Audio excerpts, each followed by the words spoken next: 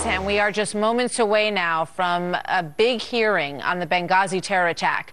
Outgoing Defense Secretary Leon Panetta had been pressed to make this appearance, and he will do that this morning. He faces the Senate Armed Services Committee. South Carolina Republican Lindsey Graham has wanted to have this opportunity to question Leon Panetta about what he knew and what the president knew and what the Pentagon knew about what was unfolding on the ground in Benghazi that night. And we are very pleased to have the senator with us this morning.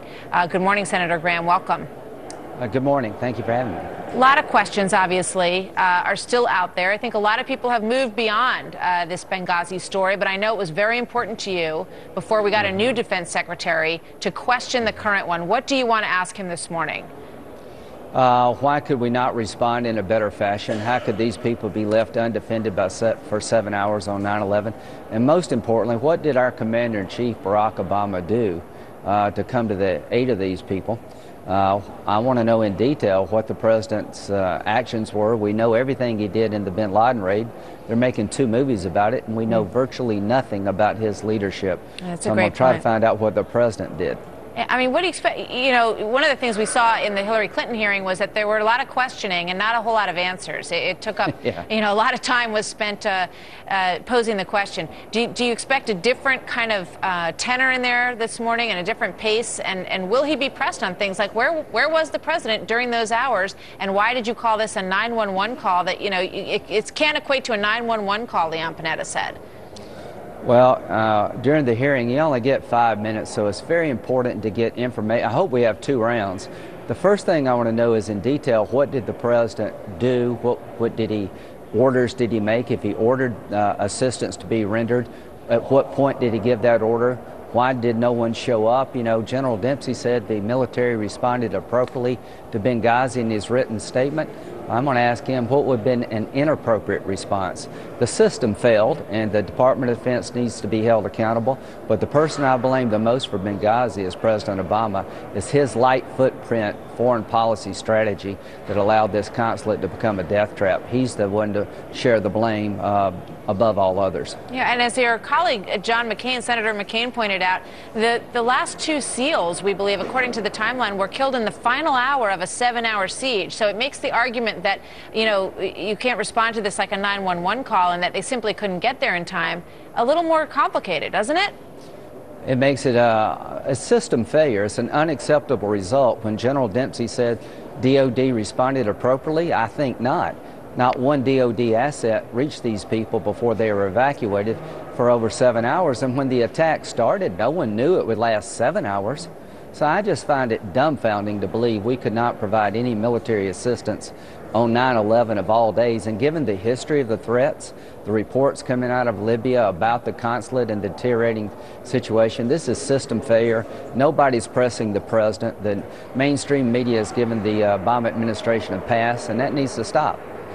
Obviously, we're also going to hear from the CIA, you know, the man who's expected to be the head of the CIA, John Brennan, who's a top security advisor to the president at the White House. You know, there's so much focus now on the drone issue, and I want to get your thoughts on that because I know you're supportive of that program overall. But do you think that because of the drone issue, that John Brennan will get a pass on what he knew and what he understood about what happened on the ground in Benghazi? Because we really haven't heard from him on that. Isn't that a really good question? The counterterrorism director for the United States has not said one word about the actions he took when he was notified.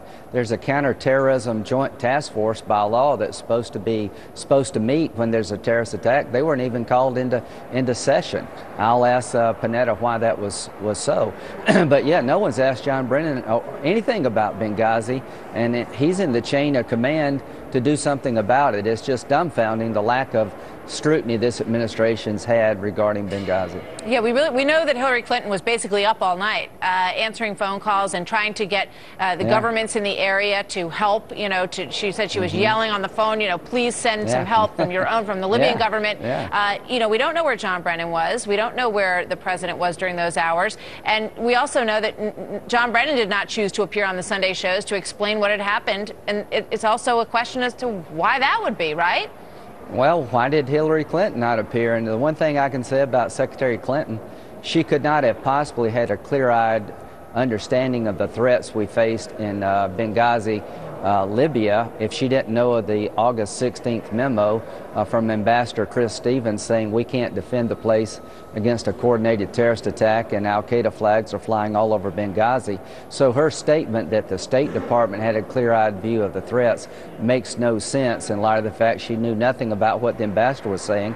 And if we're getting cables from our ambassadors throughout the world, we can't defend consulates, and that's a routine matter. We really are in trouble. Let's talk about the drone program, because I don't have all that much time left, and I want to ask you about what you think. I know you're very supportive of the president's drone program, as you were of President Bush's take on the war on terror. Do you think that John Brennan will be pressed on this issue? And what about the hypocrisy that has been leveled against those who were very anti-President Bush's war on terror and now seem to have no problem with the drone program?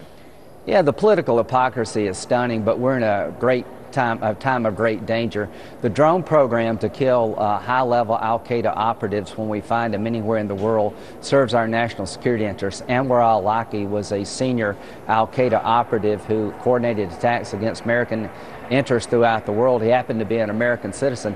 An American citizen can, under our law, be an enemy combatant subject to capture, being killed. So I think the drone program has made us safe. But here's where Obama's let us down. We've captured one person in the last 4 years because he won't use Gitmo. We're losing a lot of valuable intelligence. Dead men do not give you much information. So I like the drone program. I hate the fact that we're out of capturing terrorists and out of the interrogation business. That makes us less safe. And it undercuts our intelligence, obviously, when you can't question any of these people, right? Dead men don't talk. All right. Lindsey Graham, Senator, thank you so much. Very good to have you with us, and we'll watch with great interest these hearings and your questions today, sir. Many thanks. Thank you, Martha.